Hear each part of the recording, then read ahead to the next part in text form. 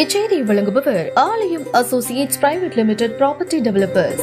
ஆலயம் associates private limited, number 52, third floor, 3B, Ram Darbar, sterling road, Nungambakkam, Chennai 6,34,000.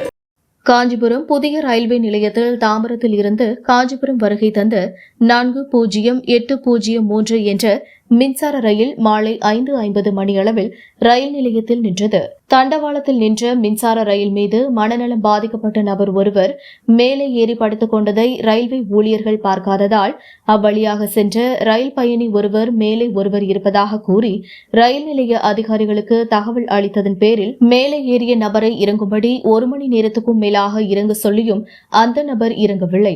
அதிர்ஷ்டவசமாக மனநலம் பாதிக்கப்பட்டவர் ரயிலின் மேலே நிற்காமல் படுத்துக் கொண்டதால் உயிர் தப்பினார். 1 மணி நேரத்திற்கு பிறகு ரயில்வே போலீசார் மனநல பாதிக்கப்பட்ட நபரை மீட்க ரயில் மீது ஏற முயன்றபோது அந்த நபர் கீழே இறங்குவதாக கூறிய பின் அவரை பத்திரமாக தரையில் இறக்கி மீட்டனர். அந்த நபரை காஞ்சிபுரம் தாலுகா போலீசார் காவல் நிலையத்தில் வைத்து விசாரணை மேற்கொண்டதில் மனநிலை பாதிக்கப்பட்டு இருப்பதாகவும் தெலுங்கு மொழியில் பேசுவதால் ஆந்திர மாநிலத்தை சார்ந்தவர் என்று தெரியவந்ததில் அவரிடம் விசாரணை மேற்கொண்டு வந்தனர்.